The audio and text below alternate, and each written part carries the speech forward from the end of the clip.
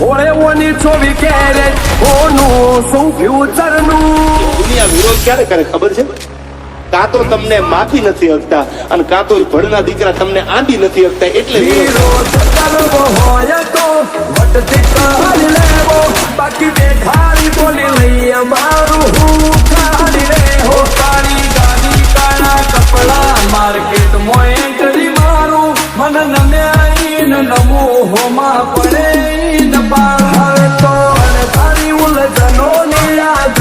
પડી ચોટના ચોટ તો એડી તાય ખાલી કોઈ